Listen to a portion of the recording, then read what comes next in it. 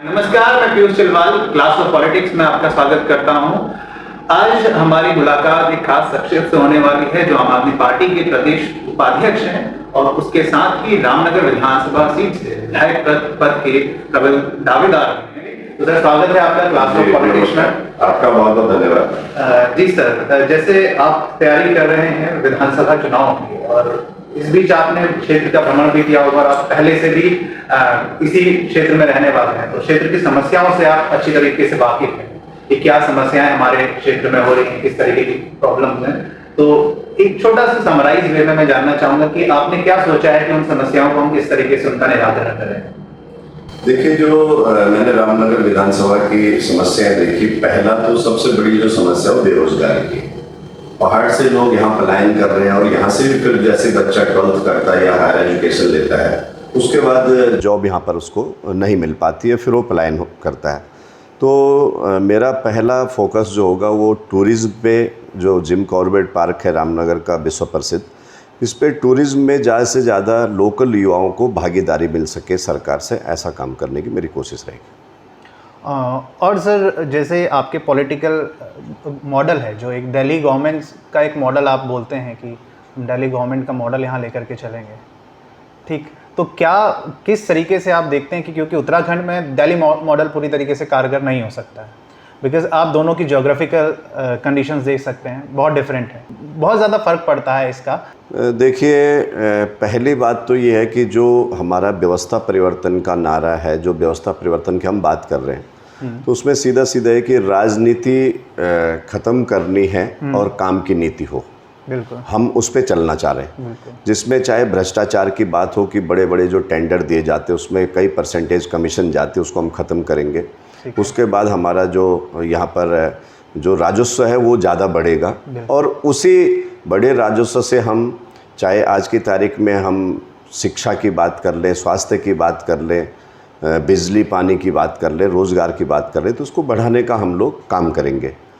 क्योंकि बिजली की जहाँ तक बात है, कई लोग कह रहे हैं फ्री, ऐसा नहीं है कि विधायक, सांसद, मंत्रियों को अगर बिजली फ्री मिलती है तो उत्तराखंड के प्रत्येक निवासी को बिजली क्यों ना मिले, क्योंकि यहाँ पर कई डैम बने हुए, कई बिजली उत्पादक हमारे केंद्र हैं, तो हमें निश्चित रूप से बिजली मिलनी चाहिए और उसकी व्यवस्था हम लोग कर लेंगे। जहाँ तक आप भौगोलिक परिस्थिति की बात कर रहे हैं कि दिल्ली में और उत्तराखंड में भौगोलिक परिस्थितियाँ भिन्न हैं, लेकिन अगर इच्छा शक्ति आपकी हो तो ऐसा नहीं है कि उत्तराखंड में विकास नहीं हो सकता, दिल्ली वाला मॉडल नहीं आ सकता है। उदाहरण के लिए, अगर यहाँ का बच्चा बेंगलोर में जा कर के और अपना टैब लेकर के टैब चला रहा है और वर्क फ्रॉम होम कर रहा है, तो यही काम अगर हमारी नेटवर्क कनेक्टिविटी पहाड़ों में अच्छी हो तो वो चीज़ वहाँ क्यों नहीं हो सकती। उसके साथ साथ हमारे पास टूरिज़्म के लिए इतना अच्छा माहौल है कि आज जो है उत्तराखंड का भी व्यक्ति जो है टूरिस्ट बन करके घूमना चाहता है। तो वो ये है कि अगर हम रोडों की कनेक्टिविटी अच्छे रखें, हम उन्हें अच्छे वातावरण जो हमारे यहाँ है, उसके साथ साथ लोगों का जो प्यार व्यवहार, अतिथि सत्कार है, हमारे जो लोकल के जो हमारे खाद्यान्न होते हैं, उन उत्पादों को भी हम बढ़ावा कर सकते हैं। तो ये काम अधिकतर जब चलेंगे तो इतनी कोई कठिनाई वाला काम नहीं है। जहाँ तक आज आप बात कर रहे हैं कि डिजिटल की, काम और की, मैं ये मानता हूँ कि कुछ सरकारी जो केंद्र की योजनाएं हैं वो उनमें मैंने भिन्नता देखी है कि अगर कोई पंचायत भवन बनना है, रामनगर में बनना है, तो उसका बजट भी जो है 1.5 लाख रुपए है, और अगर यहाँ से भिक्यासैण या नई डांडा भी बनना है तो उसका भी बजट 1.5 लाख रुपए है। तो थोड़ी बहुत चेंजिंग तो हमें राज्य सरकार से प्रस्ताव पास करके कुछ चेंजिंग करवानी पड़ेगी। लेकिन जहाँ तक काम करने की इच्छा शक्ति है शिक्षा और स्वास्थ्य पे, आज बहुत पढ़े लिखे टीचर हमारे पास हैं, सबकी अच्छी योग्यता है, उन्होंने ही हम लोगों को पढ़ाया है कि हम आगे तक निकल पाए हैं। तो टीचरों में कमी नहीं बल्कि व्यवस्थाओं में कमी है और उन्हीं व्यवस्थाओं को सुधारने के लिए आम आदमी पार्टी खड़ी है, जिसका एक उदाहरण मैं आपको बताना चाहता हूं कि हमने सेल्फी विद स्कूल पूरे कार्यकर्ताओं ने जनता के साथ मिलकर उत्तराखंड में चलाया। तो उसके बाद सरकार को लगा कि हमें शिक्षा में काम करना चाहिए, आम आदमी पार्टी के कार्यकर्ता तो हमारी पोल खोल रहे हैं। तो आज की तारीख में आप कहीं भी नज़र दौड़ाइए, चाहे वो प्राइमरी हो, चाहे जूनियर हो, चाहे हाई स्कूल हो, चाहे इंटरमीडिएट हो, सब जगह सरकार ने सफ़ेदी करने का काम किया। कुछ गेट ठीक हुए और कुछ जगह बाउंड्री वाल लगे, कुछ जगह जो है टॉयलेट बाथरूम में भी ध्यान दिया गया। और उसके साथ ही जो है कि इस बार जो बजट मार्च का सरकार ने दिया था उसमें जो है कि उन्होंने शिक्षा पे बजट को बढ़ाने का काम किया है। तो काम कर सकते हैं हम, ऐसा नहीं कि पहाड़ में और भौगोलिक स्थिति होने से काम ना हो। आजकल डिजिटल सिस्टम है, आप डॉक्टर्स को अपॉइंट कर रहे हैं तो डॉक्टर अपना पंचिंग सिस्टम पे जो है कि आप तराई में अगर वो पंच कर रहा है, अपनी अटेंडेंस दे रहा है तो उसको पता चल जाएगा। वीडियो के जरिए वो बता सकता है कि आज मैंने इतने मरीजों को देखा है। तो अभी पहाड़ों में क्या हो रहा है कि कई जगह तो स्थिति ये है कि जो टीचर है उन्होंने जो है कि अपना अर्दली भेज रखा है 5000 में, और वो जाकर के विद्यालय में बच्चों को पढ़ा रहा है। तो ये व्यवस्थाएं केजरीवाल साहब बहुत अच्छी तरह से ठीक कर सकते हैं, क्योंकि वो एक बहुत बड़े अधिकारी रहे हैं और वो अधिकारियों से काम लेना जानते हैं। 300 यूनिट बिजली, आपका केजरीवाल का पहला वादा है कि 300 यूनिट बिजली वो उत्तराखंड की जनता को मुफ्त देंगे जी। तो ये क्या मुफ्त होगी या किसी तरीके की सब्सिडी इसमें दी जाएगी? नहीं, ये 300 यूनिट तक हम प्रत्येक परिवार को बिजली मुहैया कराएंगे। और 300 यूनिट के ऊपर अगर किसी का बिल आता है, सपोज दैट 305 आता है, 310 आता है, तो पूरा बिल जो है उससे कवर किया जाएगा। मतलब अगर 300 यूनिट तक आप बिजली खर्च कर रहे हैं तब तो ठीक है। हाँ, 300 से ऊपर आपको चार्ज लगेगा। ये 300 यूनिट प्रति महीने का है या प्रति 2 महीने का? प्रति महीने का है, यानी 2 महीने में आपको 600 यूनिट मिलेगा। और उसके साथ साथ जो है कि राष्ट्रीय बचत भी है, ताकि व्यक्ति अगर खाली अपने पंखे घर में खुले छोड़ के ना चला जाए, उसे पता है कि मेरा महीने का 300 यूनिट का है तो क्यों ना मैं इसमें बेनिफिट ले लूं। और उत्तराखंड में मिल सकती है, क्योंकि उत्तराखंड खुद बिजली उत्पादन करता है।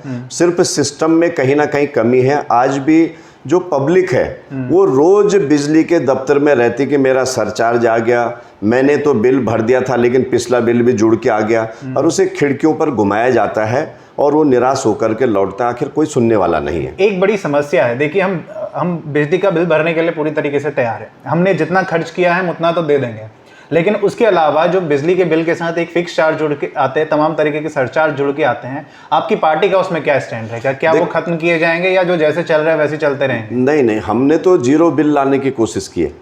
हम कोई सरचार्ज नहीं करेंगे, बल्कि बिजली फ्री देंगे। कहने का मतलब बिजली पे 300 यूनिट तक आपने ना कोई सरचार्ज देना, ना कोई मीटर रेंट देना, आपका तो बिल जीरो आएगा। जैसे दिल्ली में आज 70% लोगों का बिल जीरो आता है। तो फिक्स चार्ज पूरी तरीके से खत्म हो जाए, सारा कुछ फिनिश होगा, व्यक्ति को 300 यूनिट प्रतिमाह फ्री बिजली आप इस मिलेगी। पे खास ध्यान रखिएगा। आज आम आदमी पार्टी के प्रदेश उपाध्यक्ष ने हमसे ये कहा है कि पूरी तरीके से जो फिक्स चार्जेस है अलग अलग लेवल पे है। जितना 1 किलोवाट का लेकर कुछ अलग स्लॉट है, फिर उसके बाद 2 किलोवाट का अलग चार्ज है।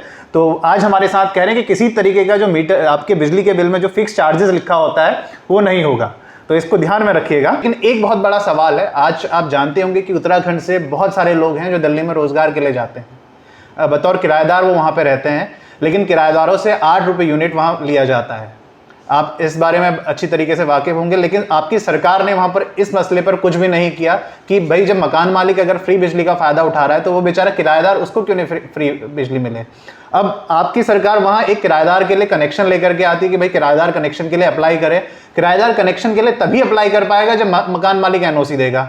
मकान मालिक क्यों एनओसी देगा? उसे तो उसमें कमाने को मिल रहा है। तो इसके ऊपर आपकी पार्टी ने कुछ नहीं किया है अभी तक, इस पर आप क्या कहना चाहेंगे? देखिए, मेरे पास ये मुद्दे आए थे कि हम किराएदार हैं लेकिन हम तो बिजली का बिल भरते हैं और मकान मालिक को फ्री है। निश्चित रूप से वो एक प्रस्ताव पास किया दिल्ली सरकार ने कि हम प्रत्येक परिवार को देंगे। अब परिवार में जिसका रजिस्ट्रेशन होगा, जिसका वहाँ पे जो है कि अपना सारे डॉक्यूमेंटेशन होगी या मकान होगा, फिलहाल उसी को दी जा रही है।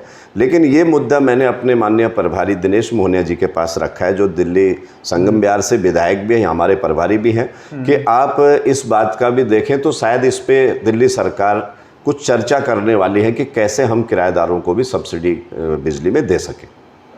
ठीक सर, आपने कहा था 300 यूनिट तक बिजली फ्री होगी, जो 301 यूनिट भी खर्च करेगा उसका बिजली का बिल आएगा, तो उसको पुरानी ही दरों पर बिजली मिलेगी या फिर यहाँ पे दरें चेंज होंगी, दरों में बदलाव आएगा, कटौती होगी? बिकॉज जो सबसे बड़ा इशू है आज के टाइम पे, पब्लिक नहीं चाहती कि वो फ्री में ले, उसकी अगर आप दरें कम कर देंगे तो खुशी खुशी दे देगी, आपको फ्री करने की ज़रूरत नहीं है वहाँ पर। तो जो बेचारा जिसका खर्चा 350 यूनिट चला जा रहा है या 310 यूनिट चला जा रहा है, तो क्या उसको पुरानी ही दरों पे बिजली बिल देना पड़ेगा या इसमें कटौती आएगी?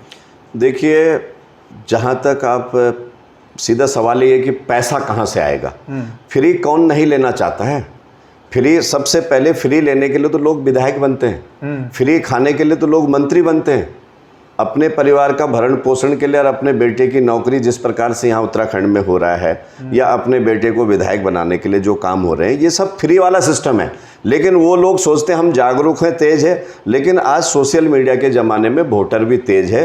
फ्री क्यों नहीं चाहेगा? आखिर सरकार के क्या दे रही उसे? और फ्री सरकार इसलिए दे रही क्योंकि वो सबसे गरीब व्यक्ति सुबह से शाम तक कई बार टैक्स देने का काम करता है। अगर सुबह वो चाय पत्ती खरीदता तो उसमें भी उसका टैक्स जाता है। तो कहने का मतलब ये है कि फ्री नहीं है, बल्कि उन्हीं का पैसा, और ईमानदार सरकार भ्रष्टाचार नहीं करेगी, उस पैसे को बचा करके फिर गरीबों में उसका वितरण हो जाएगा, जिससे उनकी जीविका चलाने में बहुत आसानी होगी। और ये काम दिल्ली में हो रहे हैं। दिल्ली में अगर महिलाओं के लिए बस में टिकट फ्री किया गया है, तो वही महिलाएं जो कामकाजी हैं, जो कहीं मिलने जाती हैं, अगर उनका 40 और 40 80 रुपये एक दिन का बच गया किराया, तो उस 80 रुपये से अपने बच्चों के लिए दूध और फल लाने का काम करते हैं, अपने घर की सब्जी लाने का काम करते हैं, तो क्योंकि महिलाएं घर को चलाती हैं।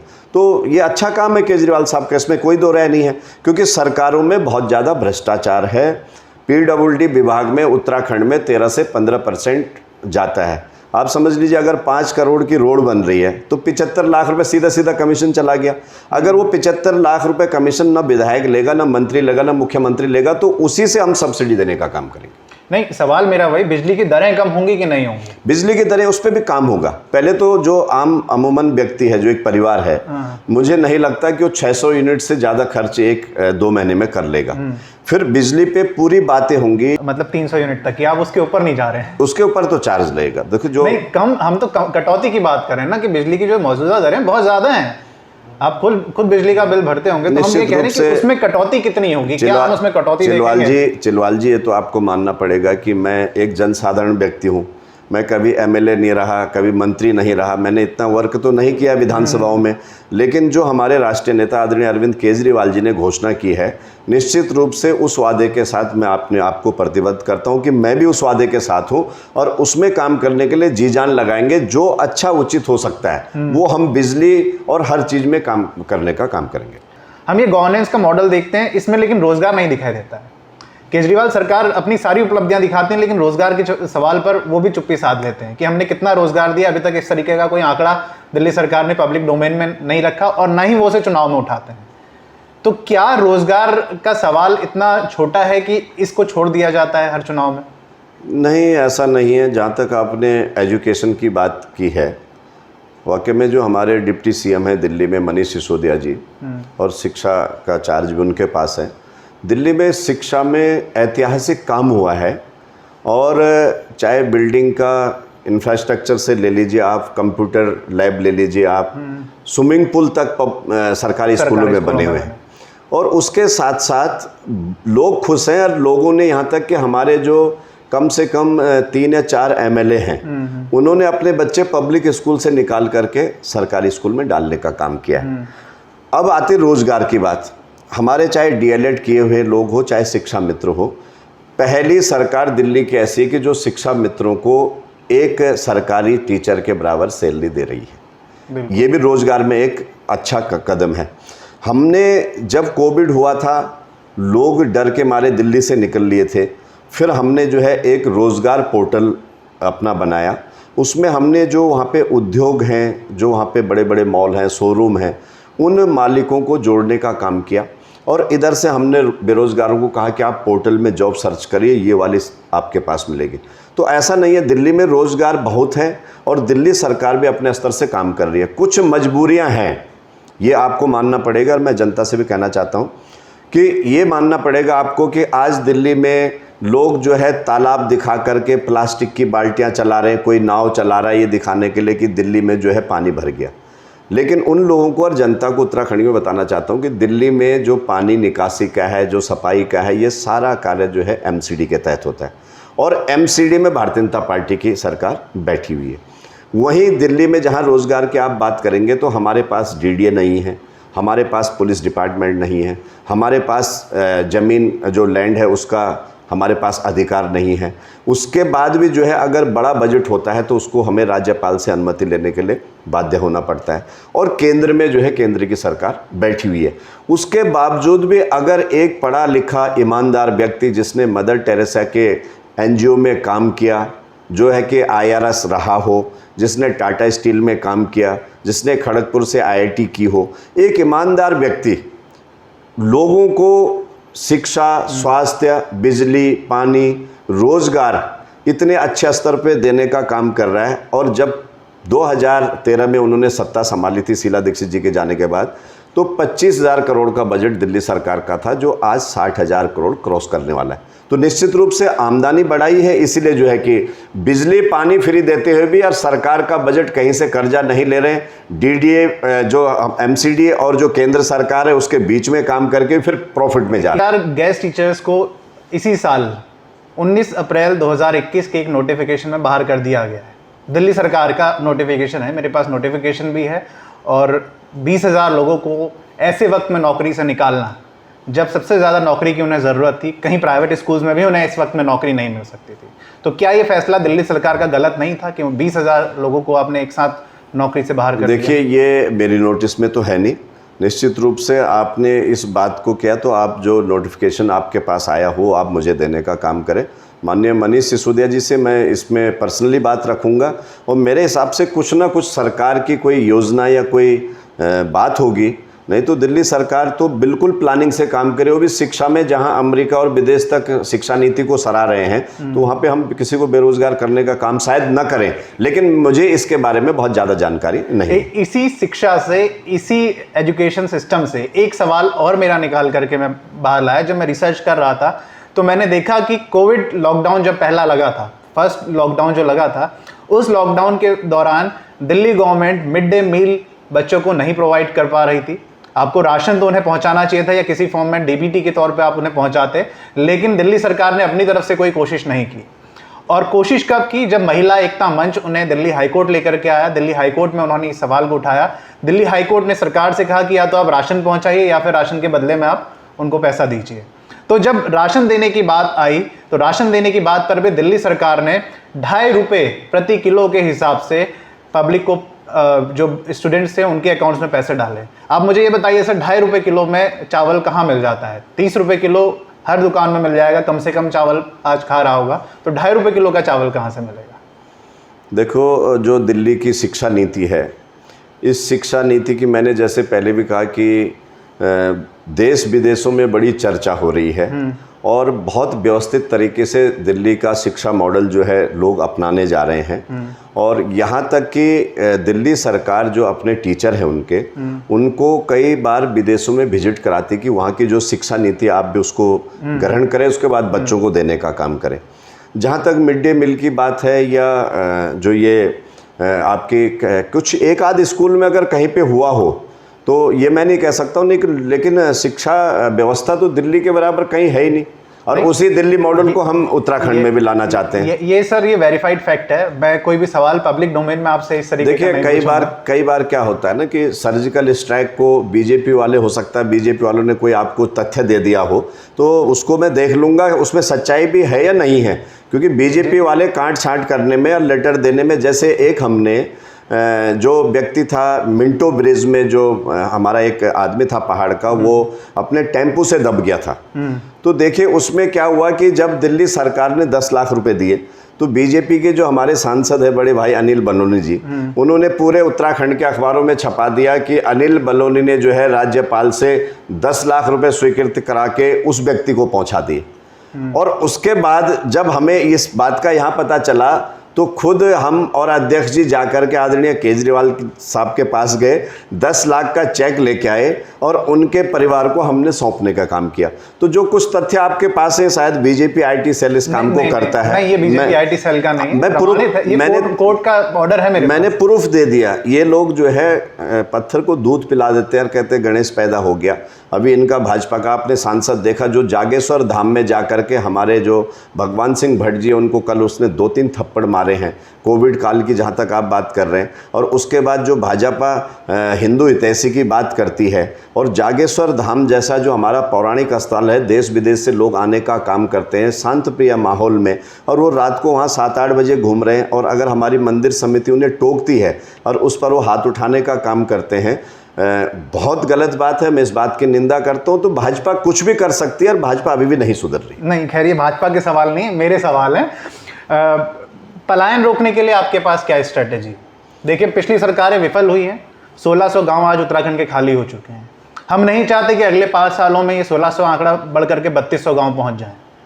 तो क्या इसके ऊपर क्या स्पष्ट नीति है? क्या कोई पॉलिसी है आपके मन में या आपकी पार्टी के भीतर कि हम किस तरीके से पलायन को रोकेंगे? बिल्कुल है।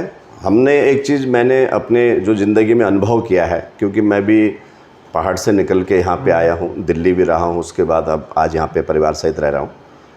निश्चित रूप से अगर हम 3 चीज़ों में सुधार कर दें जो अभी हमारी योजना आएंगी, जिसमें शिक्षा, स्वास्थ्य, 2 चीज़ें हम ये कर दें और उसके साथ साथ हम जो है नौजवानों को सदुपयोग करने का काम करें कि उनके अंदर जो टैलेंट है, उनकी भावनाएं हमें जागृत करनी है और हम कई जगह कर भी रहे हैं। तो अधिकतर जो पलायन है 25-30% कम से कम उस शिक्षा के लिए हर ब्लॉक से होता है मेरी जो अपनी नॉलेज में, और 10-15% लोग ऐसे हैं कि जो बेचारे जंगली जानवरों से परेशान हैं या उनके पास रोज़गार होते हुए भी जो उनकी इनकम है, चाहे वो पेंशन से हो या चाहे कोई फौज से रिटायर्ड हो, उनसे उससे हो, लेकिन वहाँ पे जो है कि जंगली जानवर और जो स्वास्थ्य का परेशानी है उसकी वजह से भी पलायन होते हैं। अगर हम शिक्षा स्वास्थ्य को पहाड़ में ठीक कर लेंगे तो निश्चित रूप से पलायन बहुत रुकेगा और रोज़गार भी उसी से हमारा निकलेगा। मैं तो जब आएगा, अगर हमें सरकार में मौका मिलेगा तो क्यों ना हम शिक्षा में भी ऐसा स्ट्रक्चर अपनाएं कि हम एक ही स्कूल में उसको जो है बोर्डिंग लाएं। नैनीताल में चल रहे पब्लिक स्कूल बोर्डिंग, ऐसा नहीं है, हम पहाड़ में बोर्डिंग पब्लिक स्कूल बनाएं। उसमें जो है जो वहाँ के लोकल बच्चे हैं उन्हें हम जो है फ्री शिक्षा दें जैसे सरकार दे रही है, और जो बोर्डिंग में हम फैसिलिटी देते हैं उनसे हम फीस लेंगे। जब प्राइवेट वाला फीस ले सकता है तो सरकार भी कुछ उसमें व्यवस्था करके बाहर के जो लोग हैं उनको अच्छी शिक्षा, यहाँ का माहौल है वो दे करके हम उसको बैलेंस में बना सकते हैं। कितनी सीटों की उम्मीद कर रहे हैं? देखिए, हमारा लक्ष्य तो 56, मेरा 55 था, कर्नल साहब आए तो कर्नल साहब ने कहा 56 की माला बनाएंगे, हम 56 पार करेंगे। अच्छा, मतलब जो बीजेपी का अभी का करंट स्टेटस है उसी के आसपास का आपने प्लान किया है कि इतनी ही सीटें हम भी लेकर के? देखिए, आज की स्थिति अगर आप देखेंगे, जहाँ तक आपने बीजेपी या कांग्रेस की बात छेड़ी, कांग्रेस को हम रेस में नहीं मान रहे। कांग्रेस से हमारी कोई लड़ाई नहीं है, लड़ाई हमारी बीजेपी से, क्योंकि बीजेपी में थोड़ा बहुत संगठन है और बीजेपी इसीलिए परेशान है कि 3 मुख्यमंत्री बदलना ये बीजेपी के लिए घातक साबित होगा। एक बीजेपी की ही बात करते हैं तो बीजेपी ने अरविंद केजरीवाल की और आम आदमी पार्टी की जो छवि बनाई हुई है बीजेपी IT सेल ने, वो मुस्लिम परस्त की बनाई हुई, यानी कि आप हिंदू विरोधी हैं। तो जब आप ग्राउंड में जा रहे हैं तो क्या आप इस चीज़ को फेस कर रहे हैं? बिकॉज सोशल मीडिया पर हम इसे देखते हैं। नहीं, ऐसा नहीं है। बीजेपी चाहेगी कि उन्होंने कांग्रेस को भी मुस्लिम पार्टी घोषित करके देश पे राज किया है। अगर मोदी जी आए हैं तो हिंदू मुस्लिम करके आए हैं, मंदिर मस्जिद करके आए हैं। जहाँ तक हमारी लोकल की बात है, हमारे यहाँ ऐसा नहीं है। रामनगर में गंगा जमनी तहजीब से लोग रहते हैं, जहाँ पे मुस्लिम भाई खताड़ी में रहते हैं तो बगल में बिष्ट जी, नेगी, खकरियाल, बौठियाल सब लोग रहते हैं आपस में, ऐसा कुछ नहीं है। बिल्कुल। विधानसभा एक तरीके से त्रिशंकु हो जाती है, तीनों के पास कुछ कुछ सीटें हैं, ठीक है, बहुमत में कोई नहीं है, स्पष्ट बहुमत किसी को नहीं मिल रहा है। तो आम आदमी पार्टी किसके साथ जाएगी? कांग्रेस के साथ जाएगी या बीजेपी के साथ जाएगी? देखिए, पहले तो हम ऐसी स्थिति नहीं आने देंगे। अगर आम आदमी पार्टी को आप सोच रहे हैं 10, 12, 15, 20 सीटें मिलेंगी तो हम ये सोच के चल रहे हैं कि हमें 56 मिलेगी, ये गुंजाइश हम रखेंगे नहीं। गलती से अगर ऐसा जनमत आता है तो हमारा तो फार्मूला राजनीति का नहीं है, हमारा विधायक, मंत्री, मुख्यमंत्री बनने का नहीं है। हमारी तो जो केजरीवाल साहब ने वादे किए हैं, चाहे वो बिजली पे कर रहे हो, शिक्षा पे कर रहे हो, स्वास्थ्य पे कर रहे हो, जो भी उन वादों को पूरा करें हम उसके साथ खड़े हैं। हमें राजनीति करने के लिए नहीं बैठना है। हम तो कहेंगे कि भाई अगर हमारी ज़रूरत है तो हमारे ये वादे लिखे हुए, हमारे राष्ट्रीय संयोजक के वादे हैं, इन वादों को आप अगर पूरा कर सकते हैं तो हमें कोई मंत्री, मुख्यमंत्री नहीं बनना है।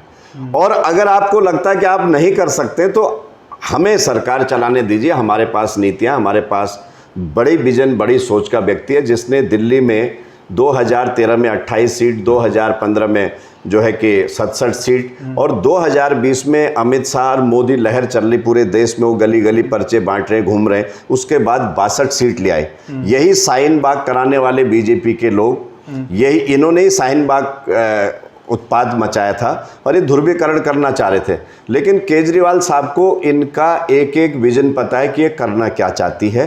ये यहाँ भी इनको मुंह की खानी पड़ेगी। और यहाँ पे मुझे उम्मीद है, क्योंकि हम उम्मीद उनसे कर रहे हैं, हम वोटर के पास जा रहे हैं, हम किसी नेता के पास नहीं जा रहे, हम वोटर के पास जा रहे हैं, उससे डायरेक्ट बात कर रहे हैं। और वोटर आज चाह रहा है कि दिल्ली में शिक्षा का मॉडल अच्छा हुआ है, दिल्ली में स्वास्थ्य का मॉडल अच्छा हुआ है, दिल्ली में बिजली पानी का मॉडल अच्छा है, तो क्यों ना हम एक बार उत्तराखंड में इसको मौका दें। क्योंकि बीजेपी कांग्रेस ने पिछले 21 सालों में लोगों के साथ छल करने का काम किया, अपनी जेबें भरी, अपने परिवारों को बढ़ावा दिया है। और नेताओं से ज़्यादा, मेरा अपना व्यक्तिगत सोच और मानना है, नेताओं से ज़्यादा बड़े अफसरशाहियों ने इस प्रदेश को लूटने का काम किया। आप पहले बसपा में थे, फिर आपने कांग्रेस में भी कुछ वक्त गुजारा, अब आप आम आदमी पार्टी में आए। ये ट्रांजिशन क्यों हुआ है, इतना ट्रांजिशन क्यों हुआ है? देखिए, ऐसा है कि मैं खुद अपना निर्माता हूँ, मैं खुद ही निर्माण करता हूँ, मुझे गाइडेंस ना परिवार की मिली, ना कोई पारिवारिक पृष्ठभूमि से मैं राजनीति से हूँ। तो मैंने जब भी देखा, जो आपने अभी हिंदू मुस्लिम की बात की, ध्रुवीकरण की बात की, मैं इसके बहुत खिलाफ रहता हूँ।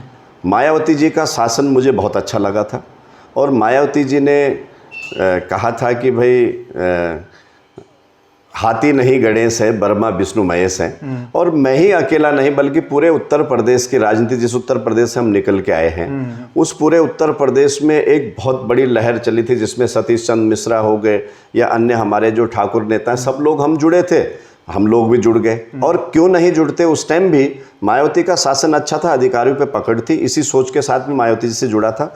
मायावती जी की 2002 में इस प्रदेश में 7 सीटें आई थी, 2007 में 8 सीटें आई थी। बदकिस्मती रही, हमने 12 में चुनाव लड़ा, 3 सीटों पे रह गए, उसमें भी आपस में विवाद हो गया। और खास करके जहाँ से मैंने सीट चुनी थी पहाड़ों में, मुझे 5000 वोट भी वहाँ पर प्राप्त नहीं हुआ।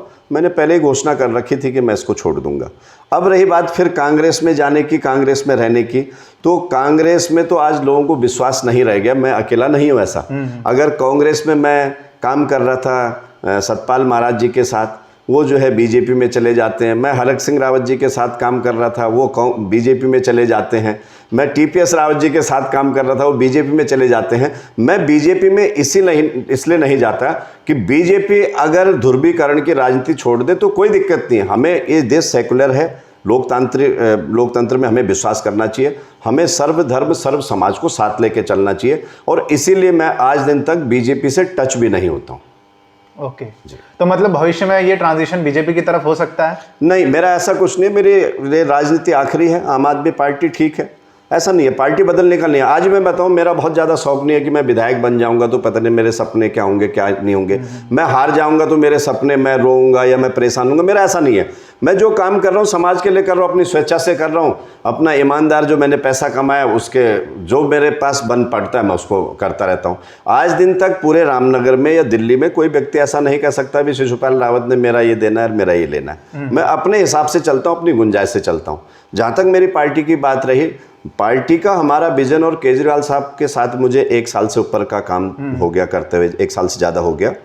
तो मैंने ये देखा कि केजरीवाल साहब का मैनेजमेंट बहुत बेहतरीन है। 25,000 रुपये का काम 5,000 में करने की उनकी क्षमता रहती है। वो इस तरह से कामों को लाने का काम करते हैं।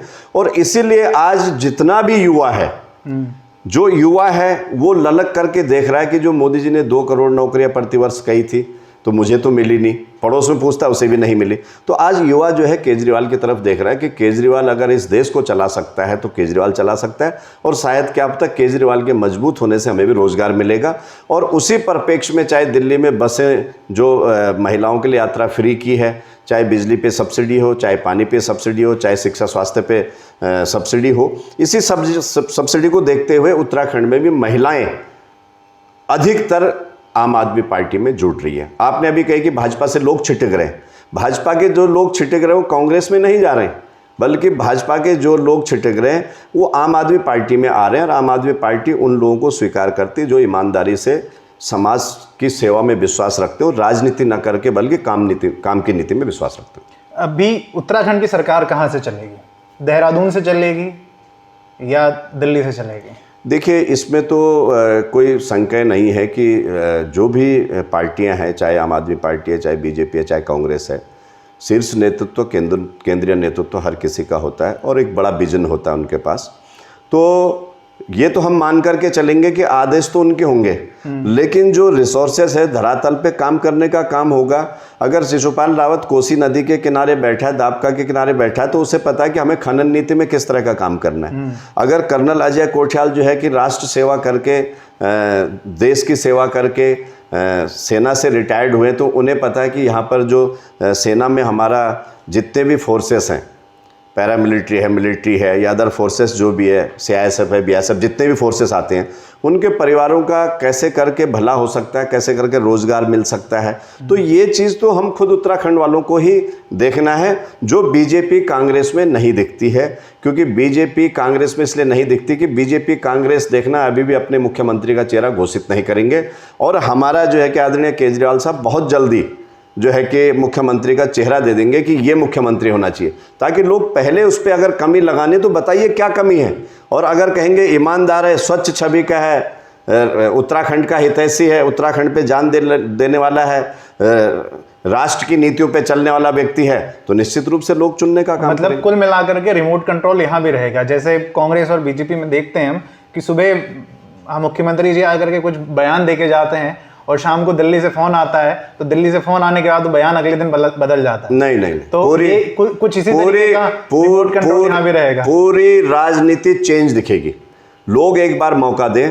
मैं आज वादा करता हूँ पूरी राजनीति चेंज दिखेगी। हम लोग प्लानिंग वाले लोग हैं, हम टेबल वर्क करके आगे फील्ड में जाते हैं। जबकि कांग्रेस बीजेपी की जो प्रथा आज तक राजनीति करने की, वो ये है कि मंत्री जाता है, घोषणा करके आ जाता है और काम नहीं होता है। हमारे यहाँ आप दिल्ली में भी देखते होंगे कहीं पे घोषणा नाम का कोई चीज़ नहीं है, हम जाते हैं, काम करते हैं और उसका जो है उद्घाटन करते हैं।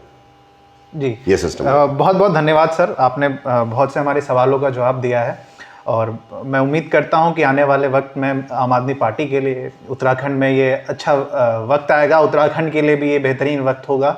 बिकॉज क्योंकि लोग ट्रांजिशन तो चाह रहे हैं, लोगों के पास विकल्प नहीं है, एक स्पेस क्रिएट हुआ है, एक वैक्यूम क्रिएट हुआ है। उस स्पेस को क्या आम आदमी पार्टी भरने में कामयाब रहती है, या कोई और क्षेत्रीय दल जैसे UKD है, या कोई और संगठन जो नया तैयार हो रहा हो, क्या वो इस वैक्यूम को भरने के लिए तैयार है? कौन पब्लिक के पास ज़्यादा पहुंचता है, वो तो सब चुनाव के बाद ही पता चलेगा कि किस तरीके से क्या सिचुएशंस रहती है। आपका मैं बहुत बहुत धन्यवाद करता हूं, आपने हमें वक्त दिया, हमारे चैनल पर आए और आपने अपनी बातचीत रखी। इसी के साथ मैं अपने दर्शकों से भी कहूंगा कि अगर आपने ये इंटरव्यू पूरा देख लिया है तो इस इंटरव्यू को आप अपने लोगों के साथ, अपने दोस्तों के साथ, अपने परिवार वालों के साथ शेयर करें, ताकि उन्हें भी पता चले कि क्या आम आदमी पार्टी देने वाली है उन्हें, और किस तरीके का अगर सत्ता परिवर्तन होता है किसी तरीके का, तो उसे उसमें किस तरीके का व्यवस्था परिवर्तन हो।